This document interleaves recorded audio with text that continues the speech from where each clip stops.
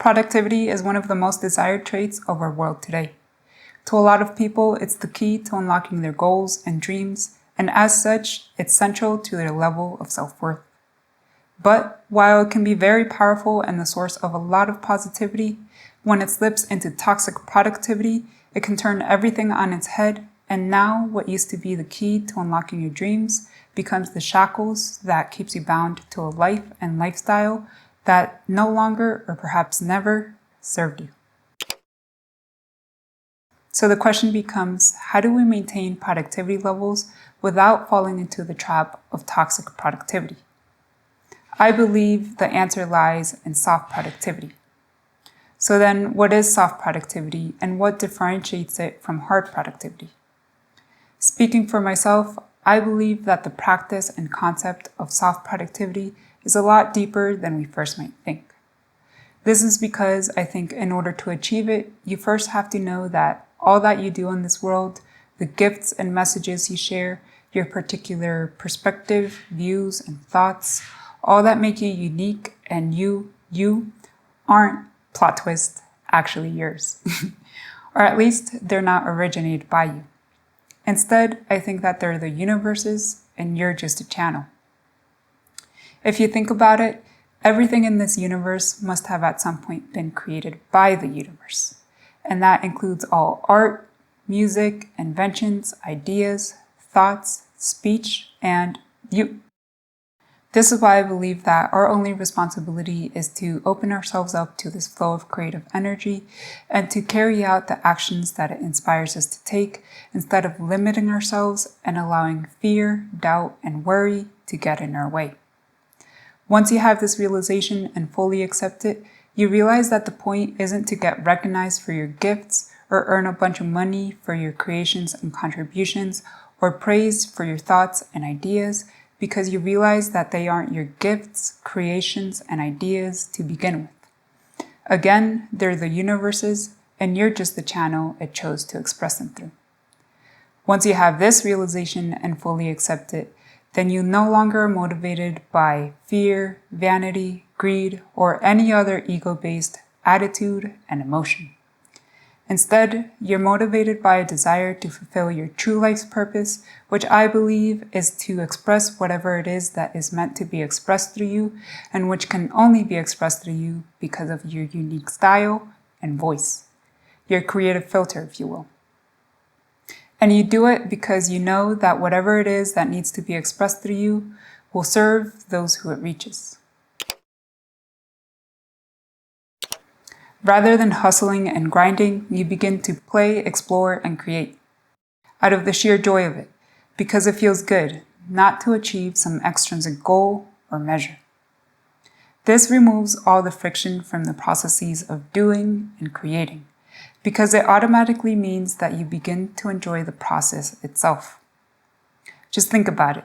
In the times in your life when you allowed yourself to truly play, explore, and create, which for most of us means having to go back to when we were kids, were you really thinking about what you were going to get out of it, or were you just enjoying the process and being in the moment? Wanting to be somewhere you're not is what creates friction. Overcoming friction requires effort, and excess effort over time leads to burnout. Remove that friction, and now, all of a sudden, just like that, you're no longer drained by the work you do. Instead, it energizes you, fills you up, and motivates you.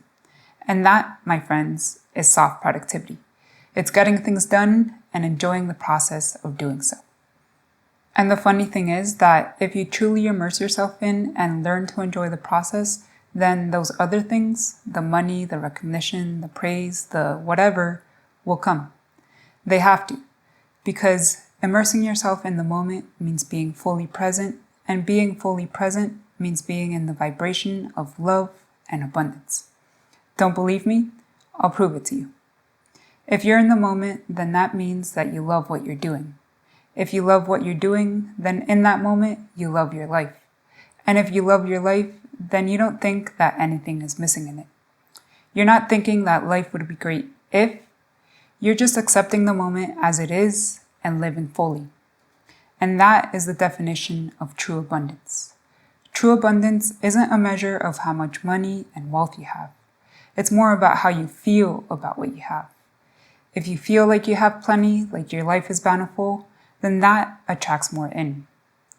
You can and will attract more money, recognition, praise, and everything else that most people are consumed by, but creating from spirit instead of ego means that those things will become merely byproducts.